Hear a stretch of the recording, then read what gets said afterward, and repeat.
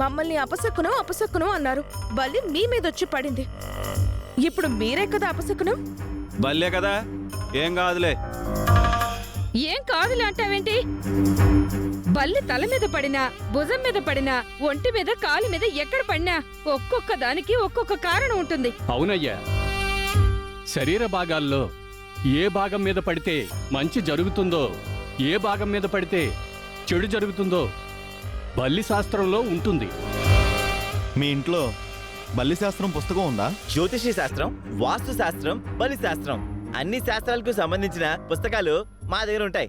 అయితే వెళ్ళి ఆ బల్లి శాస్త్రం పుస్తకం తీసుకురండి. ఆ శాస్త్రం పుస్తకం ఇప్పుడే తీసుకొస్తాను.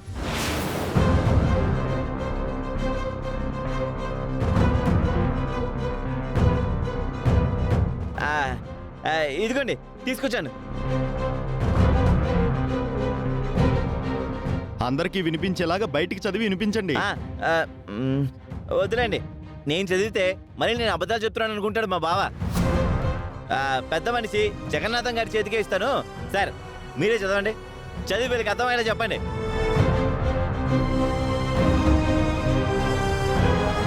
ఈ బల్లి శాస్త్రం అనేది ఆడవారికో విధంగాను మగవారికో విధంగానూ ఉంటుంది.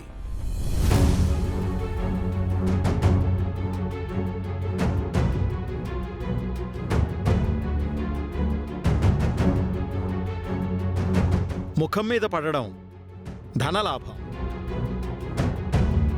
ఎడమ కన్ను శుభం, కుడి కన్ను అపజయం,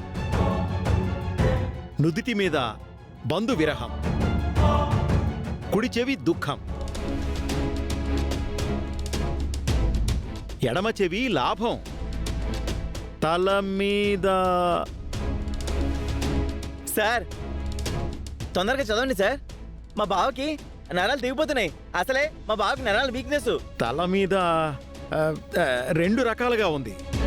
తల మీద అటో ఇటో పడితే కలహం, బ్రహ్మరంధ్రం మీద పడితే అదే సెంటర్లో పడితే పడితే చెప్పండి సార్. మరణం.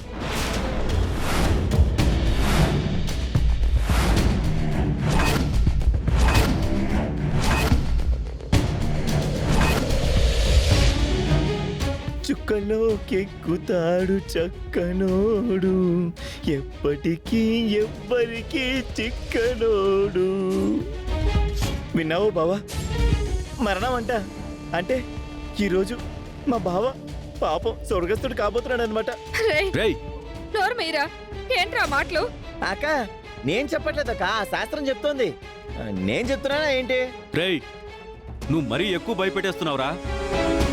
యాగం నాడు ఇలా జరగడం ఏంటి? మనవరాలికి మంచి జరగాలని యాగం తలపెడితే ఇంటల్లుడికి మరణ సూచన ఏంటి? అయితే యాగం ఆపేయడం మంచిది. యాగం ఎట్టి పరిస్థితుల్లోనూ ఆగదు, జరిగి తీరుతుంది. ఇది నేను ఊరి మంచి కోసం గొప్ప సంకల్పంతో జరిపిస్తున్న యాగం. ఇది ఆగదు, ఎవరూ ఆపలేరు. అయితే నా మొగుడు పోయినా పర్వాలేదా? అన్నయ్యకి ఏం కాదు. ఎదురుగా శివుడున్నాడు, అమ్మవారుంది. ఇంత మంచి యాగం దగ్గర ఎటువంటి ప్రాణగండ ఉండదు. ప్రాణ నష్టం జరగదు. ఇవన్నీ ఆ దుష్టశక్తి వశీకర ఆడిస్తున్న నాటకాలు. అన్నయ్య, నువ్వు ధైర్యంగా ఉండు. కుటుంబంలో ముఖ్యమైన వ్యక్తి చనిపోతాడని వసీకరి చెప్పింది. ఆ ముఖ్యమైన వ్యక్తి పెద్దిరాజా.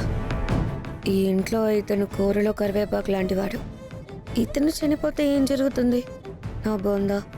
అవని, ఒకసారి లారా.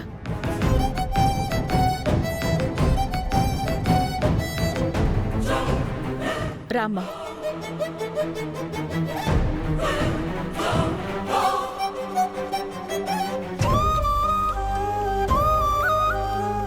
ఏమైందత్తయ్య? పెద్దిరాజు మీద బల్లి పడడం చిన్న విషయంలా నీకు కనబడుతుందేమో. అది చాలా ప్రమాదకరమైన విషయం. చివరి అవకాశం అడిగావు కదా అని నీకిచ్చాను. మనసంతా భయంతో నిండిపోయింది. ఇక్కడ ఏదైనా ప్రాణ నష్టం జరిగితే అప్పుడేం చేస్తావు? అలా జరగదత్తయ్యా. ఎవరి నుదిటి రాత ఎలా ఉందో నీకేం తెలుసు? నువ్వేమైనా నుదుటి రాతలు రాసే బ్రహ్మవా? ఈ యాగంను పెద్దరికంతో ధైర్యంగా ముందుండి నడిపించాల్సింది మీరు. అటువంటిది మీరే ఇంతలా భయపడి నన్ను బెదిరించిన తీరుగా మాట్లాడితే ఎలా అత్తయ్యా? నాకు అండదండలుగా నిలవాల్సిన కుటుంబమే అడుగడుగునా అడ్డం పడుతుంటే నేనేం చేయనత్తా? కుటుంబం మొత్తాన్ని నడి సముద్రంలోని నావలా నిలబెట్టేశావు. ఇప్పుడు బాధ్యతను నన్ను తీసుకోమని భారమంతా నా మీద నెడుతున్నావు. మీరింకా జరిగిపోయిన దాని గురించే మాట్లాడుతున్నారు, కానీ జరగాల్సిన దాని గురించి మాట్లాడండి. నువ్వీ కార్యక్రమంను ఎలా నడిపిస్తావో అది నీ ఇష్టం.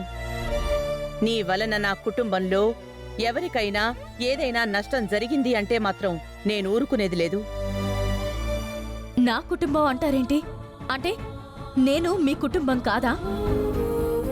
మరోసారి మీ మాటలతో నన్ను వెలివేస్తున్నారా? నా మనసు నొప్పించే మాటలు ఎందుకు మాట్లాడుతున్నారు? ఇంకేం మాట్లాడుకు నువ్వు. ఈ యాగంలో ఏదైనా అపశృతి జరిగిందంటే మాత్రం ఆ తర్వాత నా నిర్ణయాలు వేరేలా ఉంటాయి. జాగ్రత్త.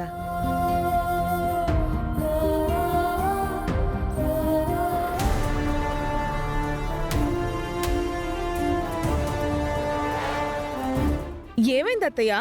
వెళ్ళినప్పుడు శాంతంగా వెళ్లారు, వచ్చినప్పుడు మాత్రం రౌద్రంగా వచ్చారు. ఖచ్చితంగా ఇద్దరి మధ్య మాటల యుద్ధమే జరిగినట్టుంది. అయితే అమ్మకి అవనికి మధ్య ఏదో గొడవ జరుగుంటుంది.